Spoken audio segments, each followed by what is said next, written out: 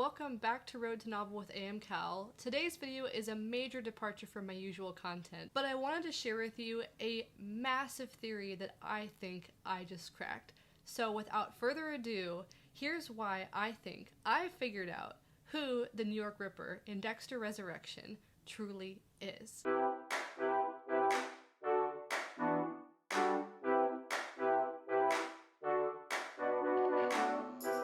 So I've been watching Dexter Resurrection every week when it comes out with my husband, and we just watched last night's latest episode. So if you're not caught up yet, this is my spoiler warning to you. I will probably be giving plot stuff away, and I'm also doing a lot of character analysis in this video just for fun. I thought what a great opportunity to kind of look at some of these characters and their archetypal meanings and why it kind of leads to my theory of who the New York Ripper is. In the past couple weeks, I've seen content surrounding who the New York Ripper might be, and I'll kind of get into what that is in a second. And I haven't seen this character named as part of the theory just yet. It's possible it has been named, or they have been named, but I haven't seen any content saying so. So if you've thought of this as well, awesome, we're on the same page. Because obviously this is still in theory territory, I want to know your thoughts by the end. So let's start with one of the Dexter characters called Leon Prader. He's a successful billionaire played by Peter Dinklage, and he hosts these kind of sinister dinner parties. I'm trying not to get demonetized, so I'm gonna really dance around some words here. He's having these sinister dinner parties with certain people like Dexter, and he seems a bit like off. I think the most popular suspect for the New York Ripper thus far has been Leon Prader, but I'm gonna get into why I don't think that's the case, and I never thought it was the case. But first, I'm gonna backtrack to kind of explain what the New York Ripper theory in the show is. So at the very beginning of Dexter Resurrection, it's hinted that the New York Ripper case was a case that was never solved. Leon Prader, the billionaire played by Peter Dinklage, takes Dexter aside at one of his sinister dinner parties, I'm gonna try not to get demonetized, and shows Dexter a collection of stuff from his macabre interests. Let's just say that. Macabre interests? I never know how to say that word. There is a specific object from a case involving the New York Ripper. It's a 3-foot long hook that detectives never found, and thereby never fully solving the case or finding out who the suspect, the New York Ripper, really was. There is another detective in the show who has been wrapped up in this case for years, and she's our main detective. I'm gonna put her name in here because I'm forgetting at the moment, but she's one of our lead detectives. She's brilliant, and the New York Ripper case is that one case because, as Angel Batista said, every cop has that one case that haunts them that they wish they could go back and solve or do something different. That is the kind of story behind the New York Ripper case. Let's get into some of the characters. The main two characters suspected in this theory have been Leon Prader himself and a friend of Dexter's, a newfound friend of Dexter's called Blessing. Hi, editing, but I just happened to notice that Blessing's last name is Chimera. I totally forgot that was his last name, and to me, Chimera looks like karma. So, side theory, could it be that Blessing is Dexter's karma? Will Blessing be Dexter's true foil in this show?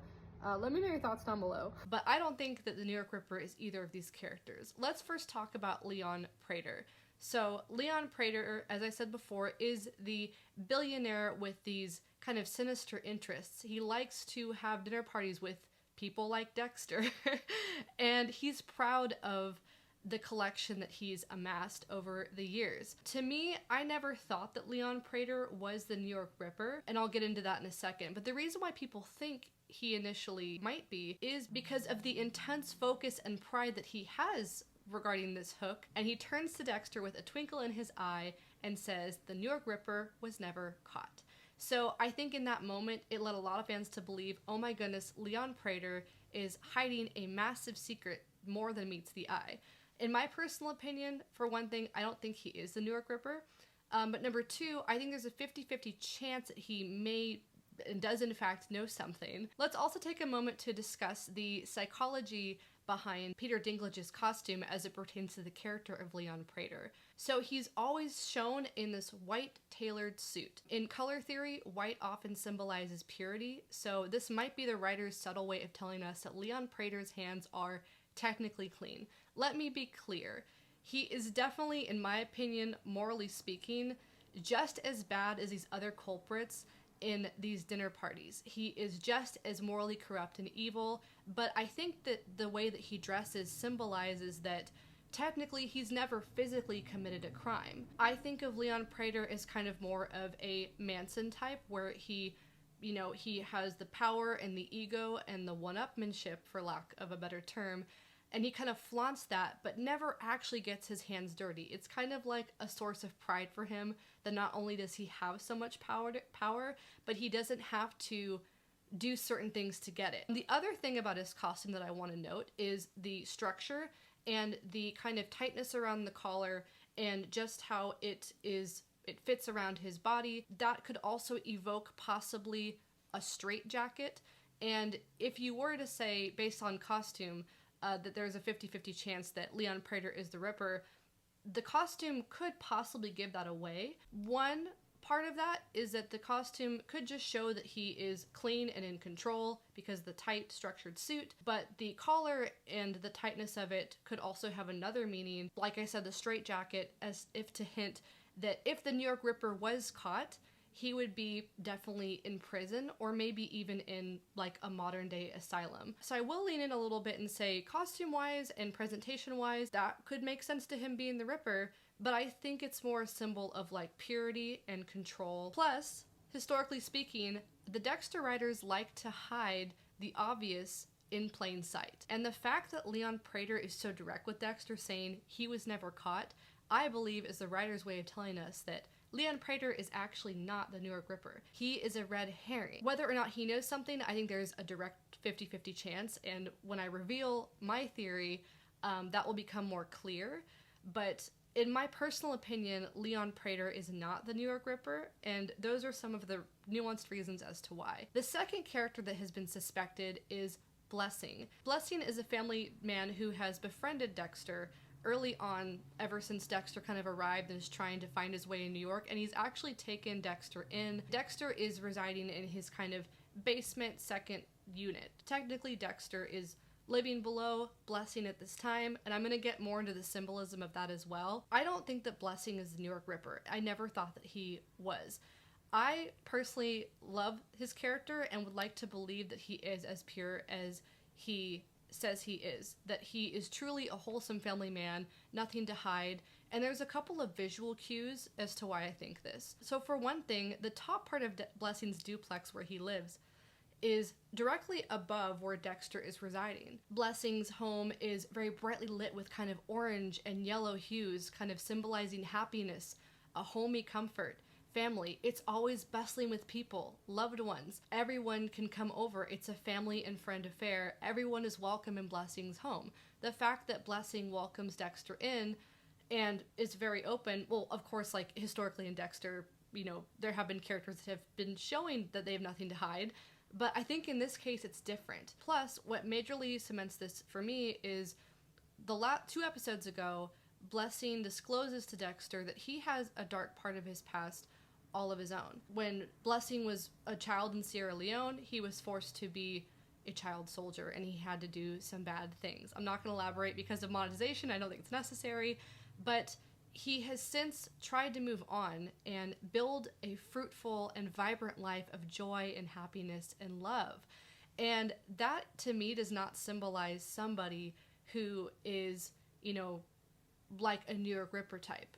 I think that Leon Prader archetypally is the redemptive aspect of what Dexter wishes he could be. Dexter obviously has a very corrupt way of living.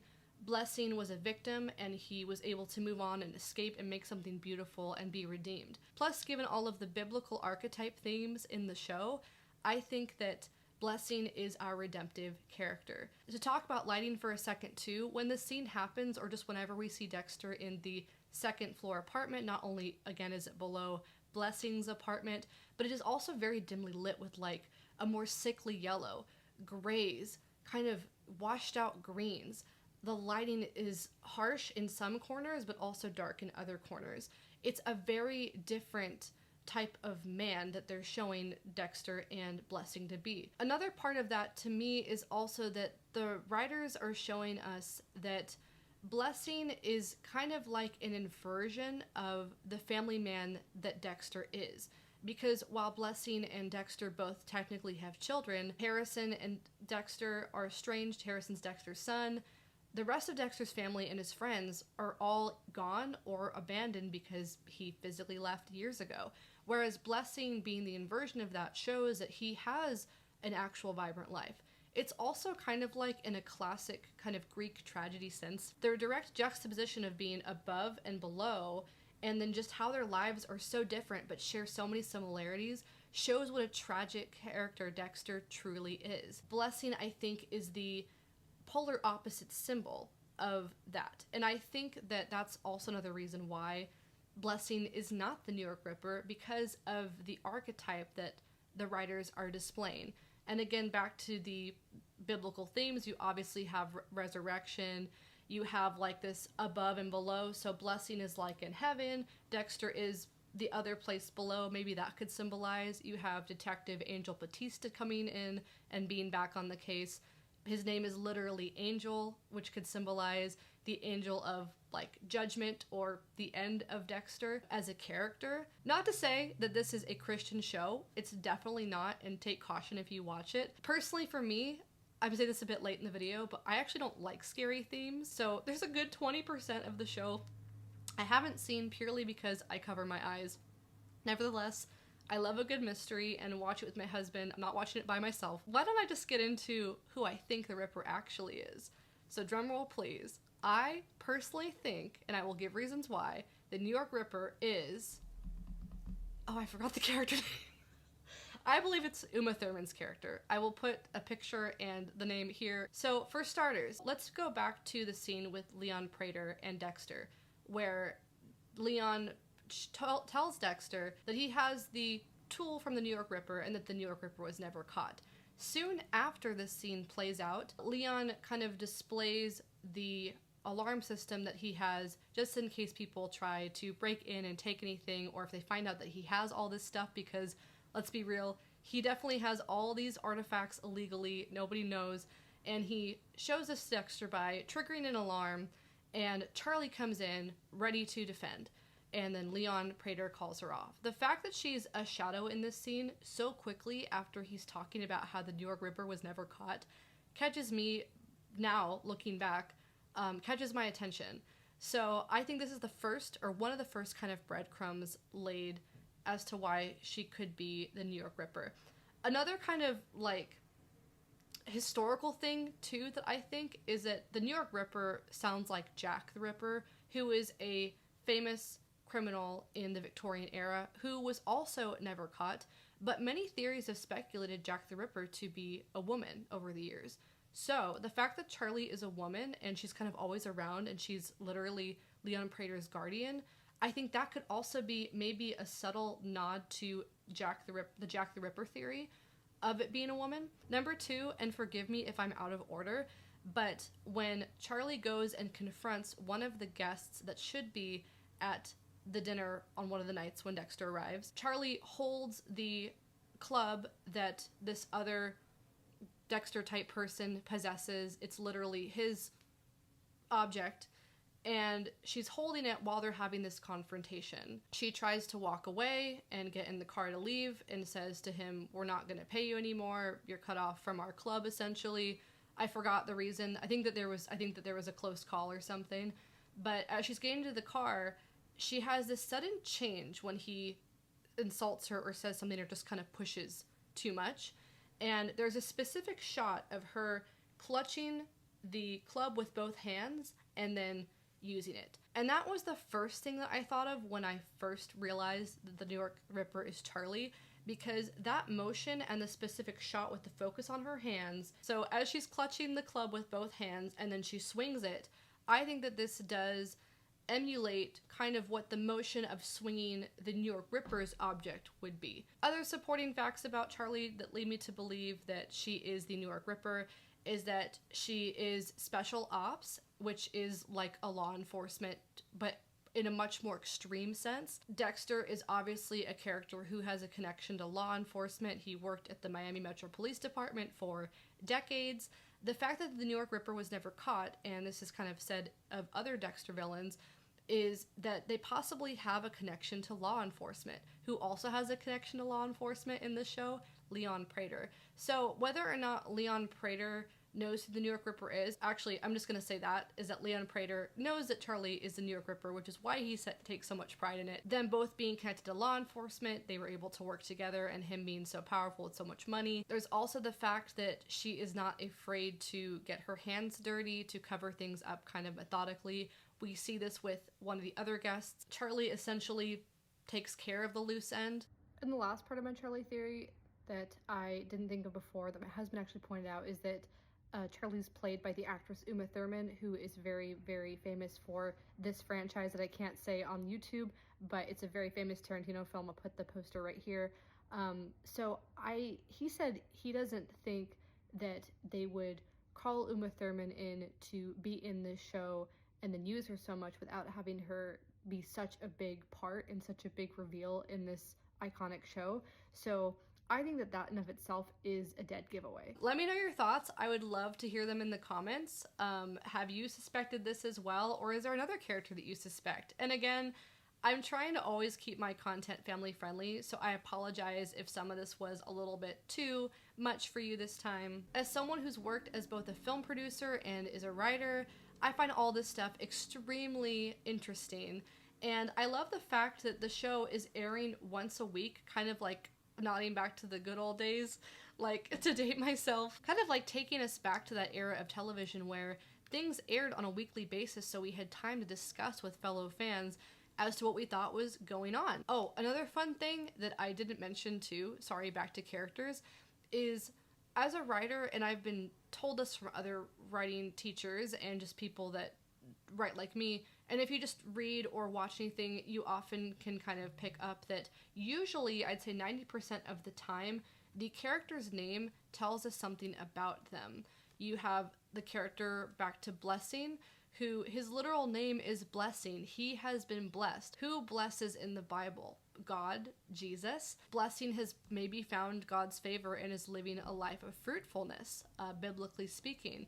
And then you have characters like Leon Prader, and this might be a bit of a stretch, but I think Leon sounds like lion, and then Prader sounds like, I don't know if I can say it on YouTube, but the character that starts with a P that a lion is, and Dexter refers to himself as this character as something that hunts. So a lion hunts. Leon Prader.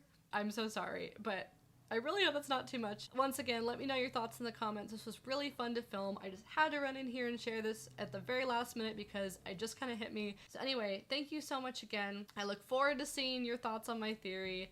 Have a blessed week, and I will see you again soon. Bye, guys.